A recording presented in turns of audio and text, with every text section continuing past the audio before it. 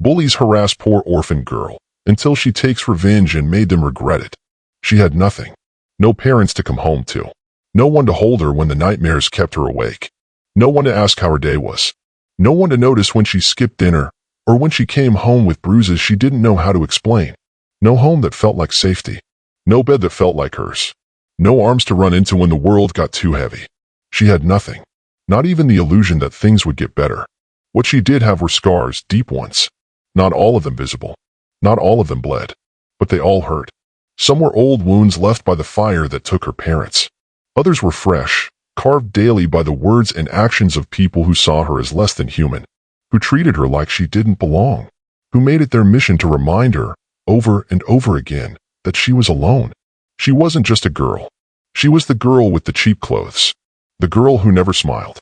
The girl who didn't speak unless spoken to. The one who walked the halls of her school like a ghost, unseen, unheard, unloved. And the cruelty wasn't quiet.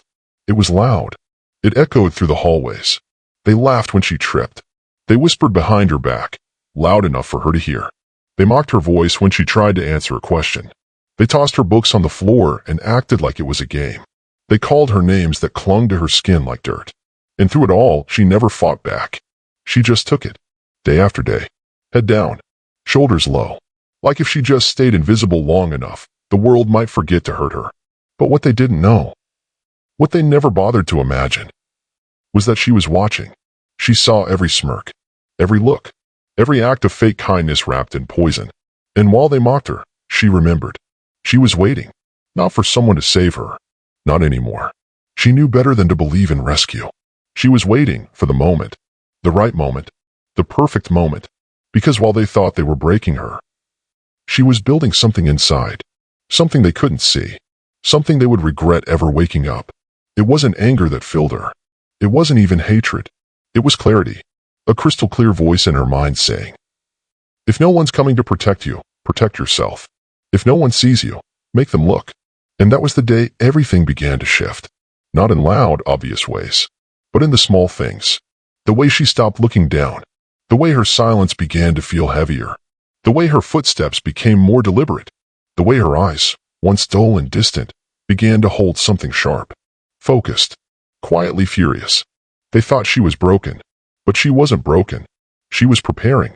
Preparing for the moment they would understand exactly what it feels like to be powerless. And that moment was coming. Because this story isn't just about pain. It's about power. And what happens when the quiet girl, the one no one believed in, decides to make them regret every single second they made her feel small. They created her silence. They fueled her rage. They shaped her into something they would never be able to undo. And when she was ready, they never saw it coming. When she was just 7 years old, everything was taken from her in a single night. One moment, she had the warmth of her mother's voice calling her to bed. The next, she was waking up to smoke. Thick, choking smoke that filled her lungs, her screams swallowed by the fire that consumed everything she had ever known. Her parents? Gone. Her home? Gone. Her sense of safety, her world, reduced to ash, to nothingness. Just like that. A flash of heat, a crackle of flames, and her life was shattered. She woke up alone. She didn't understand what had happened. All she knew was that the people who promised to protect her, to love her, were never coming back. The house, her house, was gone, and with it, the pieces of her childhood she could never get back. The fire department said it was an accident. They told her it was too late for anyone to have saved them, and they whispered things about how lucky she was to be alive, but that didn't matter. She was alive, yes, but inside, she felt like she had already died. There was nothing left. Nothing at all. No one came to hold her, no one to explain. No one to comfort the trembling, scared little girl who had just lost everything. She was alone. Alone in a world that didn't seem to care. And that's when they came. The system. The foster homes. She didn't know what that word even meant at first. Foster. She didn't know how it would become a cruel twist to her already broken life. The first home was no better than a prison. The people there were strangers who couldn't care less about her, and they made that clear in every word they spoke and every look they gave her. She was just another mouth to feed, another burden to bear. And when she asked for comfort, when she asked for someone to hold her hand, they ignored her like she wasn't even there. The beatings started soon after. They were subtle at first, slaps when she wasn't quick enough, cruel words meant to make her feel small. But over time, it escalated. She became a punching bag, an invisible object to be used and discarded at their convenience. One house after another. She was tossed between families who couldn't see her, who wouldn't see her. No one to protect her, no one to care. At night, she would lie in bed, hearing the sounds of other kids laughing downstairs, knowing that no matter what she did, she would never be invited into their world. She didn't belong anywhere. She learned quickly that the world wasn't kind to orphans. And she learned faster that the only way to survive was to stop hoping, stop wanting, stop dreaming. The less she expected, the less they could take from her. The less she trusted, the less they could hurt her. She didn't need love. She didn't need a family. She only needed to survive. Her stomach would growl with hunger. The foster homes were always short on food, rationing it out like she was a stranger, like she was the last person they cared to feed. At night, when everyone else was asleep, she would sneak into the kitchen, searching for scraps, for anything that might fill her empty stomach. But even that was a game of chance. Sometimes there was nothing left, and all she had was the gnawing pain inside, the hunger that never truly went away. The nights were the hardest. The fear always hit hardest at night. The isolation. The silence. And every time she closed her eyes, she would hear her parents' voices. She would remember their faces, the way they smelled, the way they held her. But then the memories would fade, and she'd be back in that dark room, alone again. No one was coming. There was no one to tell her it would be okay. No one to tell her she was safe. She learned not to cry. She learned not to ask for anything. Crying didn't bring anyone to her side. It only made her weaker. The adults around her would turn their backs. The kids would laugh. So she stopped. She stopped asking for help. She stopped seeking affection. She learned to carry her own pain, to bury it deep inside, because she had no one to share it with. No one who cared enough to listen. She became invisible. She learned to walk without making a sound, to speak only when she had to shrink into corners when people walked by, afraid that if she dared to take up space, someone would notice her pain and mock it. She became a shadow, drifting through life unnoticed, untouchable, untethered. At school, it was the same. She sat in the back of the classroom, her face buried in her books. She was never called on. She never raised her hand. If she could disappear, she would. If she could slip away into the cracks of the world, she would do it in a heartbeat. And no one cared. Nobody ever asked her if she was okay. Nobody noticed the bruises she had under her sleeves. Nobody noticed how she walked with her head down, afraid of what would happen if someone ever took the time to see her for who she really was. She learned to stop crying because no one ever came. No one would help. No one would save her.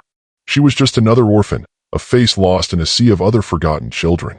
She was alone, and she learned that loneliness was something she had to carry with her forever. But even in her isolation, even in her silence, a tiny ember burned deep inside her, one that she refused to let go of, no matter how hard they tried to snuff it out. They may have broken her spirit in ways they could see, but they couldn't reach what was buried deep inside. And one day soon, they would regret that. The day she transferred to her new school, she hoped for a fresh start, a new beginning, a place where, maybe, she could finally fit in. Maybe here, people would look past her worn clothes, her messy hair, her face that hadn't seen a smile in years. Maybe here, she could find some semblance of peace, a place to breathe without the weight of her past following her. But when she stepped through those doors, something else took root. Something far darker than she had ever anticipated. The whispers began immediately. At first, they were soft, faint enough to be dismissed, like a strange murmur in the background. Who's the new girl? Is she even from around here? But as she walked the halls, she could feel the stares, the ones that burned into her skin. She could hear the laughter, though no one was laughing with her. They were laughing at her. Look at her, one of the boys said, loud enough for her to hear. Looks like someone forgot to dress her this morning. Her face burned with shame, and she lowered her eyes, staring at the floor beneath her feet. It was like the weight of the world had been placed on her shoulders all over again, and she wasn't sure how much more she could bear. She had learned how to survive in silence before, but this felt different. It felt sharper. The cold words, the looks, the way the students looked at her like she was a specimen, something to poke fun at, something to laugh at. She kept her head down, avoided the gaze of others, stayed in the back of the classroom, as far from the other students as possible. But that didn't stop them. The first incident came just days after she started. The classroom was buzzing with noise, the bell signaling the end of the day. She had gathered her things slowly, trying to escape as quietly as possible. But just as she turned to leave, she felt it. A cold, sticky substance splattered across her back. She froze, turning slowly. Behind her, a group of students, their faces twisted into smirks, stood snickering. One of them, a girl with blonde hair, held a tray in her hand. A tray full of mashed potatoes and gravy. It was the same girl who had whispered insults in the hallway, the one who had already made her presence known. "Look at you, trash girl," the blonde girl, Ashley, sneered. "You look like you haven't had a real meal in weeks." The others laughed. The sound was piercing, like 1,000 knives being driven into her chest. She stood there, the mashed potatoes dripping down her back, but she couldn't bring herself to move. She couldn't even bring herself to cry. She had learned long ago that tears were useless. She turned and walked out of the classroom, her head held low, her heart pounding in her chest. Her hands shook, but she didn't dare wipe the food off. She didn't dare let them see her break. Not again. But it wasn't over. The next day, she walked into the school hallways and found her locker had been spray-painted. Words, horrible words, covered the metal door. "Foster freak" was the most prominent. Others were there, too, one she didn't even want to say aloud. It was the first time she felt truly sick to her stomach, as if everything inside her had turned cold. She wanted to scream, to rage against the injustice, but instead, she stood there in silence, trying to steady her breathing, trying not to break down. Her fingers trembled as she wiped at the paint, but no matter how hard she tried, it wouldn't come off. She wanted to run, to leave this place behind, to vanish like she always wished she could. But there was nowhere to go. No escape from the cruelty of people who had no idea what it was like to be her. Her silence, her refusal to fight back, made them bolder. They saw her as weak, as an easy target. And for Ashley, that was a challenge. She had already seen the cracks in her, the way she had shrunk into herself, and now, Ashley decided to make it her personal mission to break her. Every day, it got worse. Every day, the torment grew more intense, more personal. One afternoon, during lunch, as she sat alone, trying to pretend she wasn't there, Ashley and her group approached. They moved with purpose, like a pack of wolves, their eyes gleaming with malicious excitement. "Is this your idea of lunch?" Ashley sneered, pushing the girl's lunch tray from her hands, sending it crashing to the floor. "Pathetic. Maybe that's all you deserve." The others laughed again, loud, mocking, uncaring. But the worst part? The teachers who stood just a few feet away didn't do a thing. They didn't even turn their heads. It was as if they couldn't hear it, as if they didn't see the girl with the broken heart standing in front of them. It was like she didn't even exist. The emptiness inside her grew larger with every cruel word, every humiliating act. It was as if the world itself had turned its back on her. But with every passing moment, a flicker of something began to burn inside her, a feeling she couldn't ignore. Rage. A deep, pulsing rage that started to take root in her chest. She would not let them break her. They could call her names. They could humiliate her. They could push her to the edge. But she would survive. She had survived worse. She was stronger than they could ever imagine. But they didn't know that yet. They didn't know that with every cruel word, every insult, every time they threw something at her, they were only feeding the fire that would one day consume them. It was late, much later than she should have been awake, but she couldn't sleep. The darkness of the room surrounded her, pressing in, making it feel like she was sinking deeper and deeper into the quiet. She lay in her bed, staring up at the cracked ceiling. The echoes of the day's torment still lingered in her mind, the cruel words, the laughter, the emptiness. Every insult felt like it was still being hurled at her, every humiliation replaying over and over again. She had learned to block it out, to survive it. But tonight was different. Tonight, the silence felt heavier than usual. In the corner of her room, hidden beneath a stack of old boxes, something caught her eye, a small leather-bound notebook. She had seen it before, years ago, though she hadn't touched it in ages. It was her mother's journal. She reached for it, the weight of it strangely comforting in her hands. The pages inside were old, yellowed with age, and fragile. It was a relic of a time she could barely remember, when her mother had been alive, when she had been whole, before the fire took everything away. She had never read much of it. But tonight, something called to her. She needed something, anything, to remind her that there was still some part of her left, some part of her mother that she could cling to. As she flipped through the pages, the scribbled words jumped out at her. They were scattered across the pages, a jumble of thoughts, reflections, and memories, but one phrase stood out, like a beacon in the dark. They can break your bones, but never your mind. The words hit her like a punch to the chest. It was as if her mother had written them just for her. She closed her eyes, the fire inside her beginning to stir. She hadn't realized how much she needed to hear something like that. She needed to believe that there was power in her mind, that despite everything they had done to her, despite the bruises and the brokenness, they couldn't take away her will, her spirit. With trembling fingers, she turned to a blank page at the back of the journal. She didn't know what she was doing at first. The words just seemed to spill out of her mind, flowing from her heart. She wrote about the pain, about the endless humiliation, about the bullies who made her life a living hell. But then she wrote something else. She wrote about the future. She wrote about what she would do. She would not let them win. The words on the page began to shape something in her, a plan to survive, a plan to outlast them. In the days that followed, she became a ghost. She learned to blend in, to become invisible. The bullying continued, of course. Ashley and the others didn't stop, but she stopped reacting. The food thrown at her, the harsh words, the mockery, it all bounced off her like water off a stone. She no longer let it hurt. She simply observed. She watched everyone, every bully, every classmate, every teacher. She studied them like a scientist studying an experiment. She watched for their weaknesses, for the things they didn't say, the things they hid. She watched how they reacted to certain things, the little gestures they made when they thought no one was looking. She took mental notes. Every insult, every cruel gesture was carefully recorded in her mind. She no longer let their words wound her. Instead, she saw them as tools, as a means to an end. And with each passing day, something inside her shifted. Her grades, which had once been a blur of failing marks, began to improve. Slowly, steadily, she started to understand the lessons she had once ignored. It was like the fog had lifted, and she could finally see clearly. But it wasn't just the lessons she was learning. She was learning how to survive, how to rise above it all. But still, no one noticed. No one saw the quiet change happening in her. The teachers didn't care. The other students didn't care. They were too wrapped up in their own lives, too busy tormenting her to see the subtle shift that was happening. One afternoon, as she sat alone in the library, her eyes scanning the pages of a book, she overheard a conversation, one that made her heart stop. It was a new girl, just transferred in. She looked lost, vulnerable, and unfamiliar with the harsh dynamics of the school. She was sitting by herself at a lunch table when a group of students approached, led by none other than Ashley. The new girl tried to stand, but they pushed her back down into the seat, laughing as they taunted her. "Look at you. You're pathetic. No one cares about you," one of the boys sneered, as the others joined in, shoving her tray of food to the floor. It was like a switch flipped in her.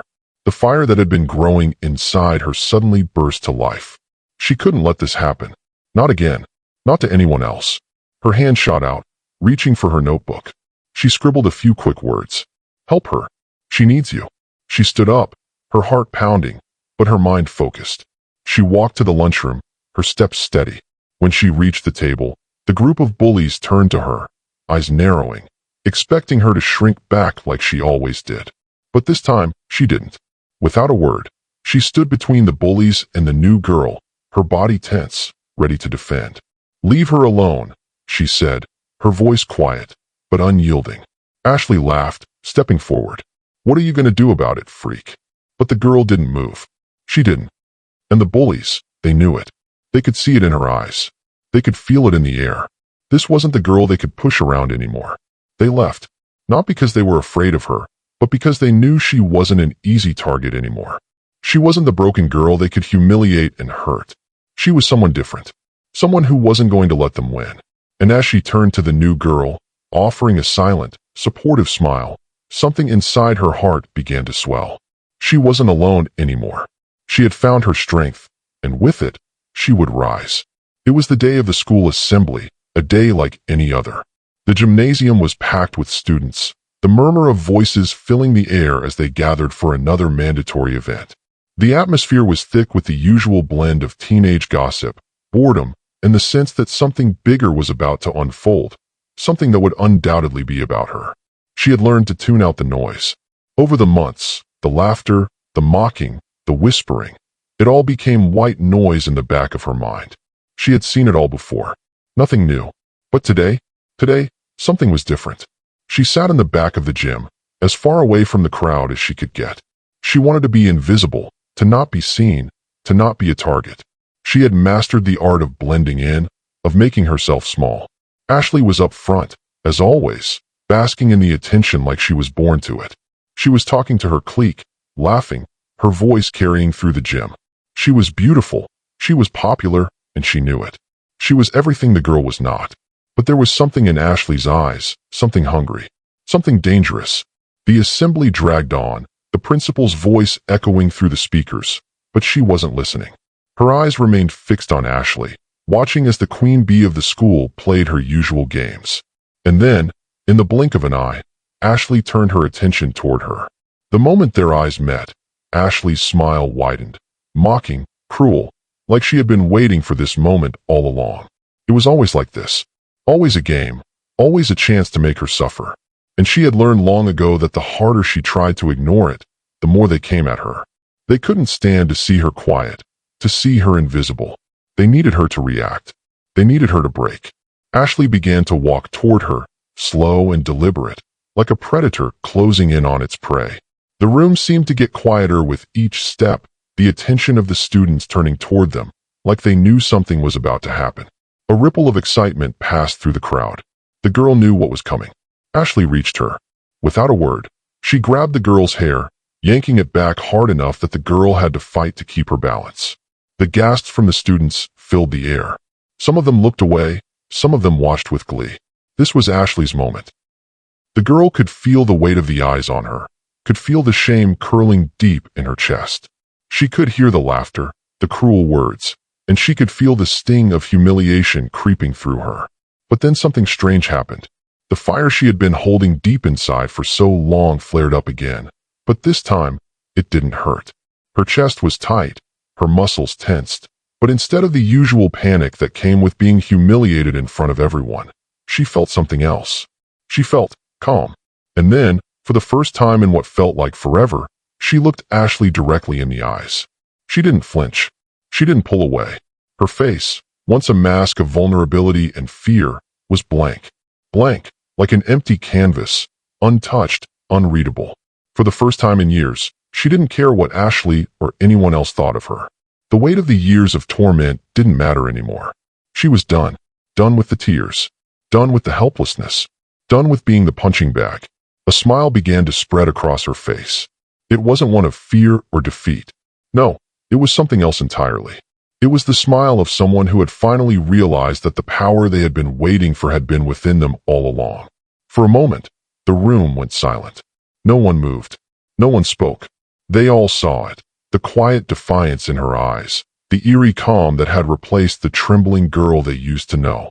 And in that silence, a ripple passed through the crowd. They didn't know it yet, but the girl they had tormented for so long was no longer the person they thought she was. Ashley's hand remained in her hair, but it was no longer the act of a bully trying to break her. It was the act of someone holding on to something that was slipping through their fingers. The girl stood up, her posture straightening. She reached up, slowly, deliberately, and grabbed Ashley's hand that was pulling her hair, a cold, unflinching grip that sent a chill through the bully's body. "I'm done," she said, her voice low, but full of something Ashley had never heard from her before. The words echoed in the gymnasium, and for the first time, they felt like a declaration. The girl pulled Ashley's hand away from her hair with ease, turning away from her, not bothering to look back. She didn't care anymore. She didn't need to look at Ashley to know she had finally broken free. She moved toward the exit, her steps measured and sure. The weight of all those years of pain, humiliation, and suffering was still with her, but now it was a part of her power, a power she had finally learned to harness. And as she walked out of the gym, the entire school felt it. The shift, the transformation, the moment when the quiet girl, the girl they had torn apart, decided to take back control of her life. That night, when she lay in her bed, she didn't cry. She smiled, because for the first time, she knew that everything was about to change. She had activated her plan. The wheels of her revenge had been set into motion, and this time, there would be no turning back. The school had no idea what was coming. To everyone else, it seemed like just another quiet, invisible girl moving through the hallways, the same girl they had humiliated and tormented for years. But behind those dark eyes, something was shifting. Something cold, something calculated. She was no longer the victim, but a quiet architect of retribution, and the time for her revenge had arrived. Her plan was not one of fists or chaos, but of precision, of subtlety. She didn't need to fight with her body, didn't need to raise her voice. What she had in abundance was patience. And now, more than ever, she was going to use it to her advantage. The first blow was subtle. So subtle, in fact, that Ashley didn't even see it coming. Ashley had always walked around with an air of superiority, the crown of her popularity firmly perched on her head. But like all arrogant rulers, she had secrets. And one of those secrets was her academic dishonesty, her cheating. It was something no one else knew about, at least not officially. She had been copying her homework for months, even her tests. She relied on her social status to cover it up, relying on the teacher's dismissive attitudes toward her charm and good looks. But the girl knew. She had been watching Ashley for weeks, keeping a careful eye on her every move. She knew about the stolen test answers, the notes slipped between classes, the conversations behind closed doors. It was all there, proof that Ashley's success wasn't earned, but stolen. That morning, she printed the evidence, screenshots of texts, photos of the cheating materials, everything. Then, with a few simple clicks, she sent it all to the principal's email, using a burner account, of course. The principal was one of those who never paid much attention, often distracted by his own affairs, but this he could not ignore. He opened the email, his face darkening as he read through the incriminating material. The email started flying, the whispers began circulating, and just hours later, Ashley was called into the principal's office. The look on Ashley's face when the truth was revealed was priceless. Shock, fear, denial. It all hit her in waves as she stammered and tried to explain. But the evidence was clear, and the consequences were immediate. Ashley had been expelled. No fanfare. No public scene. Just the cold, hard truth. But that was just the beginning. As Ashley's life crumbled, the girl watched from a distance, her face as calm as ever. She wasn't finished yet. There were more people to expose, more people who had made her life hell.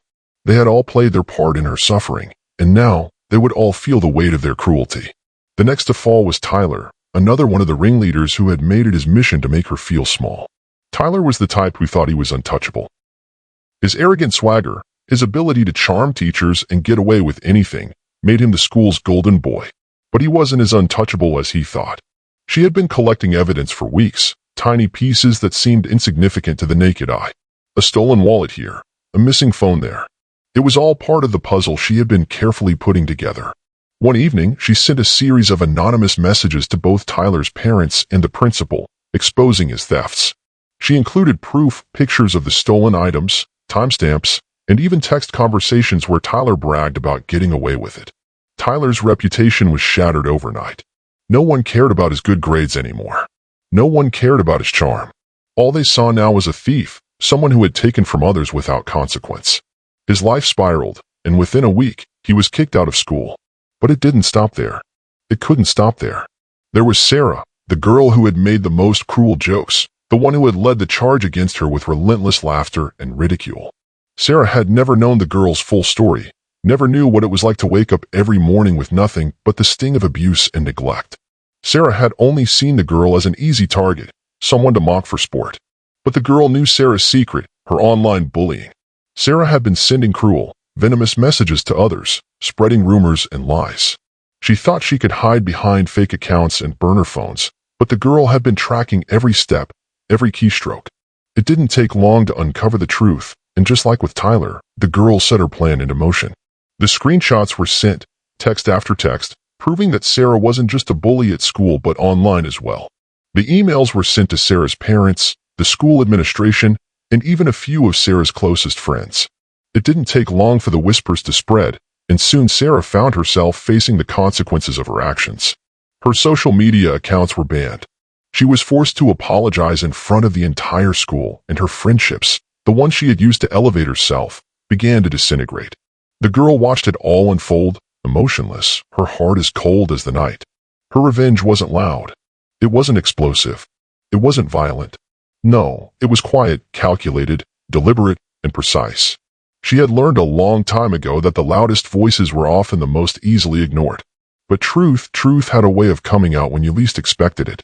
And truth, when timed right, was the most destructive force in the world.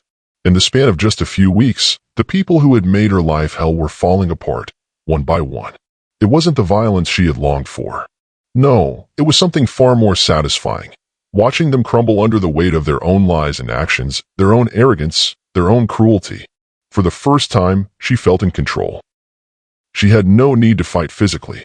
She didn't need to raise a finger. She had power over them, and it was a power they never even saw coming. And as each bully fell, the girl knew her revenge wasn't about revenge at all. It was about reclaiming the power she had lost, the power they had stolen from her for so long. And she had done it, not with fists or violence, but with something far more powerful, the truth. The school had changed overnight, though no one knew exactly how it had happened. It wasn't the kind of change that came with loud declarations or headlines. No, this change was quieter, like the slow erosion of a mountain, unseen until the cracks were too wide to ignore.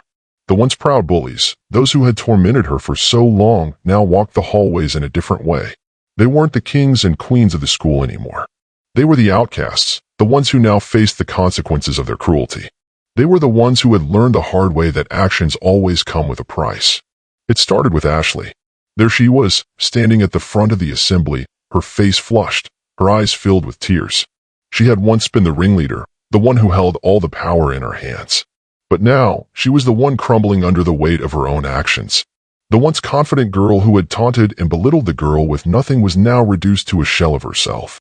Her mascara streaked down her cheeks as she sobbed uncontrollably, her body shaking with humiliation. The whispers started almost immediately, and it wasn't just the students. The teachers, the staff, even the principal, everyone knew what had happened. It had taken only a few days. A few short days, and her entire world had turned upside down. Her popularity, the thing she had valued above all else, had evaporated in an instant. Her perfect reputation, built on lies and manipulation, had been destroyed in the blink of an eye. She was no longer the center of attention, no longer the one everyone tried to please. She was alone now.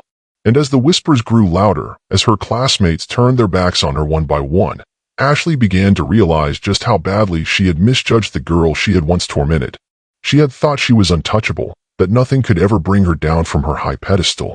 But now, as she stood there, a broken mess in front of the entire school, she finally understood. She understood that power built on cruelty is always fragile, and it will always fall apart when the truth comes to light. As Ashley sobbed, the others who had joined in her bullying began to feel it too. Tyler, Sarah, and the rest, they couldn't escape the consequences of their actions. Each of them, one by one, felt the weight of their guilt pressing down on them. No one was talking to them anymore. No one was looking up to them. They were no longer admired, no longer respected. They were walking ghosts, haunting the halls that used to be their domain. The girl who had once been invisible, the girl who had been nothing but a punching bag, now walked with a quiet sense of dignity. She no longer looked down, no longer shied away from the stairs. When people looked at her now, they saw someone different, someone strong, someone who had endured more than anyone could ever imagine. She was no longer the girl to be ignored. She was the girl who had stood up for herself, the girl who had proven that the quiet ones shouldn't be underestimated. As the days passed, something shifted in the school's atmosphere. The other students, those who had once kept their distance, now looked at her with a mixture of respect and caution. They saw her differently, and they couldn't help but wonder, how had she done it? How had she managed to take down the ones who had made her life hell? They had no answers, but they had the utmost respect for her now. She had become a force to be reckoned with, but it wasn't the kind of force that came with shouting or fighting. No, her power lay in her quiet resolve, in her ability to stay calm when everyone else was losing their heads. Her reputation now was one of mystery and strength. She was no longer just a target, she was someone who demanded respect, someone who had taken control of her own life and her own story. And then, one afternoon, it happened. The bell rang and students began to file out of their classrooms, heading to their next period. She was standing by the lockers, her books tucked under her arm, when she felt someone approach her. It was Mrs. Lawrence, a teacher who had always been distant, always preoccupied with her own lessons and students. But today, she was different. Mrs. Lawrence stopped in front of her, her expression thoughtful. "Can I speak with you for a moment?" Mrs. Lawrence asked, her voice gentle but firm. For a moment, the girl was taken aback. No teacher had ever really taken the time to talk to her before, not like this. She had always been the forgotten one, the one who slipped through the cracks. But now, Mrs. Lawrence was looking at her like she saw something in her, something more than the quiet, lonely girl she had been just a few weeks ago. The girl nodded, her eyes wary but curious. Mrs. Lawrence led her to an empty classroom, away from the prying eyes of the other students. I just wanted to say, Mrs. Lawrence began, her voice softer now, that I've noticed something different about you recently. You've been more focused in class. You're not hiding anymore. And I want you to know that I see you. The words were like a balm to her bruised soul. Finally, someone had seen through the facade of silence she had built to protect herself. Someone had noticed her not for her appearance or her circumstances, but for who she truly was. Mrs. Lawrence continued, I know what's been happening here at the school, and I want you to know that what you did, you showed strength. You didn't let them break you. And that takes courage. The girl felt a lump form in her throat. It wasn't just the validation she had longed for, it was the recognition of her pain, her struggle, her triumph. It was the acknowledgement that she had never been the weak one. No, she had been the one with the strength to endure. And now, finally, the world was starting to see it. You're not invisible anymore, Mrs. Lawrence said, her voice filled with sincerity. And I'll make sure you know that from now on. You matter. The girl's heart swelled with emotion, but she kept her face impassive. She didn't need to say anything in return. Words weren't necessary. The simple fact that someone had noticed her, that someone had cared, was enough. The whispers in the hallways continued, but now they weren't about her being weak. Now, the whispers were about the girl who had taken control, the girl who had risen above her tormentors, the girl who had shown everyone what true strength really looked like. Ashley was crying, her tears a symbol of the guilt she carried. But for the girl who had suffered for so long, the tears weren't a sign of victory. They were just a reminder that justice, in its quietest and most powerful form, had been served. And she had nothing to prove to anyone anymore. She stands by the same broken window, the one that once symbolized her pain, her isolation. But now, there's a difference. She's no longer broken. Not in the way they thought she was. This time she's still and strong. Her face is calm, but it holds something more: strength, a quiet triumph. She stands tall, the weight of everything she's endured no longer pulling her down. Her voice, steady and composed, cuts through the silence. They taught me pain. I taught them silence. A slow breath. It's over. The chaos, the cruelty, the suffering, it's all in the past now. With one last glance at the window that saw her lowest moments, she turns. She places the old notebook, the one that started it all, back under her pillow, the same place it's always been, but this time, with a sense of finality. It's no longer a source of anger or revenge, but a reminder of the strength she found within herself. She walks away from the window, from the darkness, and into a future of her own making. A future no one can take from her. A future where her voice, though quiet, is powerful. Her steps are steady, purposeful. She's no longer the broken girl. She's someone no one can ignore. Sometimes, revenge isn't loud. Sometimes, it's just as finally speaking in a voice they can't ignore. The screen fades into black as the voice lingers, the weight of those words hanging in the air. If you found something in her story that resonates with you, don't forget to like, share, and comment below. And please, subscribe to our channel for more stories like this. Because sometimes, the quietest voices hold the most power.